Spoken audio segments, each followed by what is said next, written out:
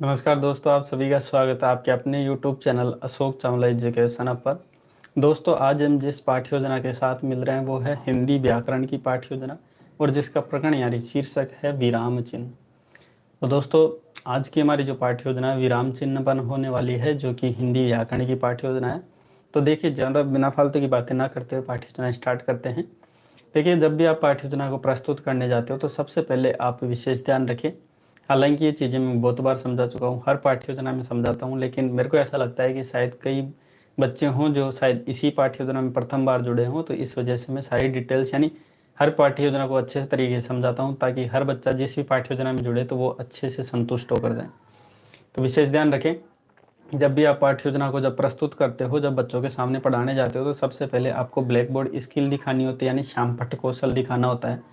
इसलिए आप कक्षा में जाते हो तो सबसे पहले आप ब्लैक बोर्ड की पूर्ति करेंगे, जिसमें सबसे पहले आप विद्यालय का नाम लिखेंगे। उसके बाद कक्षा, कालांश, विषय, दिनांक, दिवस, अवधि, जो भी दिन आप जिस भी दिन पढ़ाने जा रहे हो उस दिन के अकॉर्डिंग सभी चीज़ें यहाँ पे लिखोगे। उसके बाद बात करें प्रकरण यानी शीर्षक या टॉपिक की बात, तो टॉपिक आप विशेष ध्यान रखें, टॉपिक आप ब्लैक बोर्ड पर स्टार्टिंग में नहीं लिखते हो, यहाँ पे आप तब लिखते हो प्रकरण का नाम यानी शीर्षक का नाम जब आप प्रस्तावना करने के बाद जब उद्देश्य कथन करते हो, तो उद्देश्य कथन करते समय ही उद्देश्य कथन बोला भी जाता है, यहाँ पे ब्लैक बोर्ड पर लिखा भी जाता है। ठीक है, उसके बाद बढ़ते हैं हम उद्देश्य से संबंधित। देखिए, पाठ्य योजना पढ़ाने से पूर्व उसके कुछ उद्देश्य निर्धारित किए जाते हैं, यानी उसके उद्देश्य पहले से ही रखे जाते हैं कि हम इस उद्देश्य को ध्यान में रखते हुए पाठ्य योजना बच्चों को पढ़ाएंगे। कि कौन कौन सी बातें हैं जो बच्चों में पूर्ति करने के लिए पढ़ाई जाती है। तो विशेष ध्यान रखें, सामान्य उद्देश्य की अगर बात करें तो सामान्य उद्देश्य वो उद्देश्य होते हैं जो हमारे विषय से संबंधित होते हैं। जैसे आज का हमारा विषय है हिंदी व्याकरण, तो दोस्तों हिंदी व्याकरण से संबंधित जो भी उद्देश्य होंगे वो हमारे कैसे उद्देश्य होंगे, सामान्य।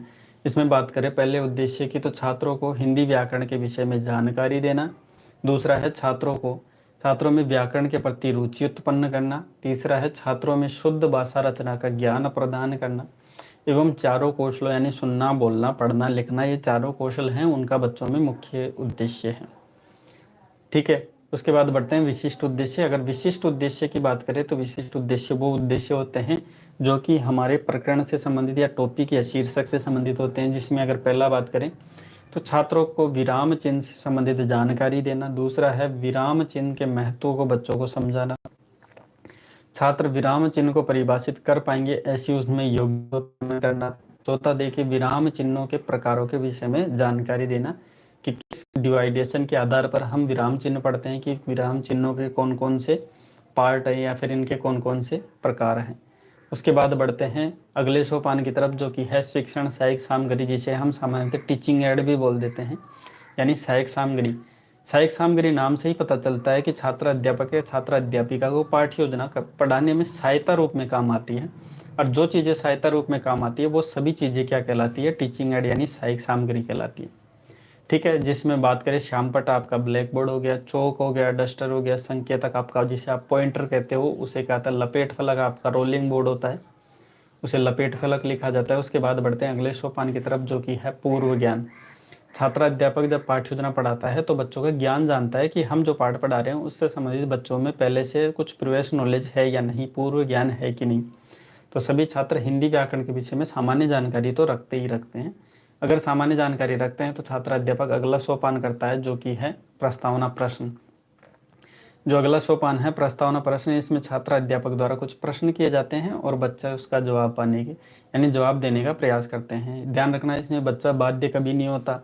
ठीक है, कहीं हो सकता है कई यूट्यूबर मैंने देखे हैं, कई बता देते हैं ऐसी उल्टी सीधी बातें, तो विशेष ध्यान रखिए इसमें बच्चा बाध्य नहीं है कि आप बच्चे को एंड में समस्यात्मक पर ही रोको। हो सकता है कई बच्चे हो सकता है इंटेलिजेंट भी मिल जाए तो आपके समस्यात्मक का भी उत्तर दे देते हैं, तो वहाँ पे विशेष ध्यान रखिए बच्चे को मौन कभी नहीं रखा जाता। तो पहले देखिए पहला प्रश्न, भाषा की सबसे छोटी इकाई कौन सी है, तो बच्चे इजीली जवाब दे देंगे कि वर्ण होती है। ठीक है, दूसरा देखिए वर्णों के सार्थक समूह के यानी जो वर्णों का एक सार्थक समूह जुड़ जाता है तो वो क्या कहलाता है, शब्द। तीसरा देखिए शब्दों के सार्थक यानी शब्द मिलकर क्या बनाते हैं, तो वाक्य बनाते हैं। वाक्य पढ़ते में लिखते समय रुकने की प्रक्रिया को क्या, जब वाक्य पढ़ते पढ़ते कहीं ना कहीं रुकते हैं, विराम लेते हैं, थोड़ा रुक जाए, तो वहाँ पे क्या कहलाता है, विराम चिन्ह। पांचवा प्रश्न, विराम चिन्हों के कितने प्रकार होते हैं। बच्चा इसमें जरूर कंफ्यूज होता है क्योंकि इसके डिवाइडेशन के आधार पर हम देखें तो बच्चे के क्या भी देखें तो इसमें डिवाइडेशन फिक्स नहीं होता है कि इतने प्रकार हैं। तो इसके आधार पर बच्चा समस्यात्मक कहीं ना कहीं हो जाता है। हो सकता है कहीं के बच्चे को अनुमान है तो उसके आधार पर मैंने लिखा, या संभावित उत्तर बच्चा अवश्य देता है, क्योंकि हमने पहले ही डिसाइड कर दिया कि बच्चे में अगर पूर्व ज्ञान है, प्रवेश नॉलेज है, तभी तो हम ये चीज़ पढ़ा रहे हैं। अगर बच्चे में प्रवेश नॉलेज है तो बच्चा कुछ ना कुछ जवाब देता है। वैसे बच्चा कई होते हैं तुक्के भी लगाते हैं कि 5 होते हैं, 10 होते हैं, ठीक है, तो वैसे उसके अकॉर्डिंग संभावित उत्तर देते हैं। जहाँ पे बच्चा समस्यात्मक हो जाता है, हार जाता है कि ठीक है अब तो नहीं आता है, तब छात्र अध्यापक बताता है कि उद्देश्य कथन के आधार पर कि प्रिय छात्रों, आज हम विराम चिन्ह के बारे में विस्तार से पढ़ेंगे। ऐसा कहते हुए बच्चे के सामने टॉपिक का नाम भी रखता है और ब्लैक बोर्ड पर जो टॉपिक का नाम खाली छोड़ा था वो भी पूरा लिखता है, ठीक है। उसके बाद छात्र अध्यापक विषय वस्तु पे आता है कि विषय वस्तु चलो पढ़ाते हैं, तो प्रस्तुतिकरण के माध्यम से इसमें 3 कॉलम विशेषता बनाते हैं: छात्र अध्यापक कथन, छात्र कथन एवं श्याम पट कार्य, ठीक है। छात्र अध्यापक कथन में छात्र अध्यापक संपूर्ण विषय वस्तु बच्चों के सामने रखता है। ये छात्र कथन में छात्र क्या है, ध्यानपूर्वक उसको सुनता है। और श्यामपट कार्य में, श्यामपट के कार्य में मैंने पहले भी बता रखा है लेकिन अब भी सुन लीजिए। श्यामपट कार्य में हालांकि मैं ज़्यादा चीज़ें नहीं लिखता हूँ, विशेष इसलिए नहीं लिखता हूँ क्योंकि श्यामपट कार्य की जो भी चीज़ें लिखी जाती है वो ब्लैक शीट पर लिखी जाती है, इसलिए अगर आप जब भी लिखो तो इसी में से कुछ मुख्य बातें हैं, वो इम्पोर्टेंट जो भी बातें हैं इसमें से वो श्यामपट कौशल पर या श्यामपट सारांश जिसे भी आप जो भी कहते हो वहाँ पे लिखी जाती है। एक ब्लैक शीट पर आप वो चीज़ें लिख कर फिर यहाँ पे चिपकाना होता है, ठीक है। हालांकि मैंने कुछ सामान्य बातें यहाँ पे लिखी है जिससे आप ब्लैक शीट यूज करो, तो ये चीज़ें लिख कर आप ब्लैक शीट चिपका देना, ठीक है। उसमें देखिए छात्र अध्यापक द्वारा प्रस्तुतिकरण के माध्यम से विराम चिन्ह का पहले अर्थ बताता है, या मैं कहूँ इसकी परिभाषा है। तो पढ़ते या लिखते समय अर्थात रुकने को दिखाने के लिए किसी वाक्य के बीच में या अंत में जिन चिन्हों का प्रयोग किया जाता है उसे विराम चिन्ह कहते हैं।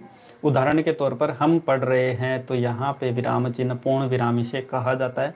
हालांकि डिटेल से अब हम पढ़ने वाले हैं, ठीक है। उसके बाद पढ़ेंगे विराम चिन्हों के प्रकार यानी टाइप्स ऑफ विराम चिन्ह, जो भी जिसमें विराम चिन्ह के निम्नलिखित कई प्रकार बताए गए, जिसमें हम बात करेंगे कुछ विराम चिन्हों की, क्योंकि संपूर्ण विराम चिन्हों की अगर बात करें तो अपनी पाठ्य योजना 3-4 पाठ्य योजना में मिक्स हो जाएगी। इसलिए देखिए अल्प विराम की बात करें तो किसी वाक्य को पढ़ते समय अल्प या कम समय के लिए रुकना जिस रुकने की प्रक्रिया को क्या कहते हैं तो उसे अल्प विराम कहा जाता है। उदाहरण के तौर पर जैसे राम थोड़ा रुका, श्याम फिर थोड़ा रुका, लक्ष्मण ...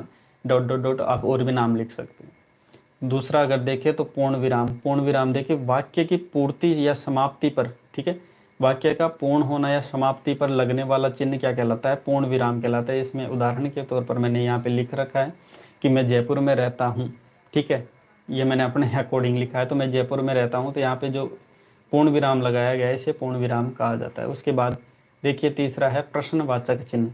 अब प्रश्नवाचक चिन्ह के बारे में देखिए कि जिन वाक्यों में कब, क्यों, कैसे, कहाँ, ठीक है, कितने, कैसे, वो सभी चीज़ें आप जो भी प्रश्नवाचक इंगित करते हैं कि अंत में जाके आपको कन्फ्यूजन करते हैं, विचलित करते हैं, वो सभी क्या कहलाते हैं, उस वाक्य में जो प्रयोग किया जाता है वो कौन सा चिन्ह होता है, प्रश्नवाचक चिन्ह। इसका उदाहरण भी देखिए, अगली कक्षा कब होगी, तो अपनी अगली कक्षा कब होगी इसमें आप चिंतन करोगे, पता नहीं शायद कब हो, तो ये इसके लिए प्रश्नवाचक चिन्ह होता है। प्रश्नवाचक का सिंबल भी मैंने यहाँ पे दे रखा है, ठीक है। उसके बाद बढ़ते हैं योजक चिन्ह, ठीक है। योजक चिन्ह की अगर बात करें तो जहाँ 2 शब्दों को जोड़ा जाता है वहाँ योजक चिन्ह का प्रयोग किया जाता है। यहाँ पे चिन्ह का टाइप भी मैंने दे रखा है, जैसे राम, श्याम, रात, दिन, दाल, रोटी इत्यादि प्रयोग करके मैंने उदाहरण के तौर पर बताए हैं, ठीक है। तो ये अपनी हो गई विषय वस्तु। अब विषय वस्तु बच्चे को कितना समझ में आई, कितना नहीं समझ में आई, ये छात्र देखेगा तो सही ना। अब छात्र जहाँ पे देखता है बच्चे का ज्ञान करता है कि बच्चे को ये चीज़ें कितनी समझ में आई, वो सभी चीज़ें क्या कहलाती है, बोध, यानी बच्चे को बोध होना, ज्ञान होना, वो सभी बोध प्रश्न के अंतर्गत। इसमें छात्र अध्यापक कुछ प्रश्न करता है जिसमें बच्चे का ज्ञान जानता है छात्र अध्यापक कि बच्चा कितना इस विषय वस्तु को समझ पाया। जिसमें विराम चिन्ह का अर्थ क्या होता है कि वाक्य में रुकना या ठहरना विराम चिन्ह कहलाता है। दूसरा देखिए किसी वाक्य में कम समय के लिए रुकने की प्रक्रिया क्या कहा जाता है, तो वो अल्प विराम कहा जाता है। तीसरा देखिए अल्प विराम का चिन्ह का उदाहरण बताइए, तो राम और लक्ष्मण ये उदाहरण है जिसमें ... लगाया गया बीच में, ठीक है। ये क्या कहलाते हैं, अल्प विराम, यानी अल्प समय के लिए या कम समय के लिए रुकना। अब देखिए छात्र अध्यापक संपूर्ण विषय वस्तु को आधार मानकर, यानी पूरी पाठ्य वस्तु जितनी पढ़ चुके हैं उसके आधार पर प्रश्न करता है। और विशेष ध्यान रखिए इसमें जो छात्र अध्यापक द्वारा प्रश्न किए जाते हैं वो छात्रों का मूल्य का आकलन, यानी बच्चों का आकलन करने के लिए करता है संपूर्ण विषय के आधार पर कि पूरी जो सूक्तियाँ पढ़ चुके हैं उसके आधार पर बच्चे को कितना ज्ञान हुआ है। इसमें बच्चे का मूल्य का आकलन करना सबसे इम्पोर्टेंट माना जाता है, इसलिए इस प्रश्नों को ही मूल्यांकन प्रश्न कहा जाता है। पहला प्रश्न देखिए, पूर्ण विराम का चिन्ह बताइए, तो पूर्ण विराम का ये बच्चा बता देगा, पढ़ चुका है। दूसरा, प्रश्नवाचक चिन्ह का उदाहरण बताइए, तो अगली कक्षा कब होगी, ये प्रश्नवाचक चिन्ह लगा दिया गया है। ठीक है, दो शब्दों को किस चिन्ह के द्वारा जोड़ा जाता है, तो योजक चिन्ह के द्वारा। योजक चिन्ह का उदाहरण बताइए, तो रात और दिन। पांचवा देखिए, अल्प विराम का चिन्ह सूचक क्या है, तो ये चिन्ह मैंने बता रखा है।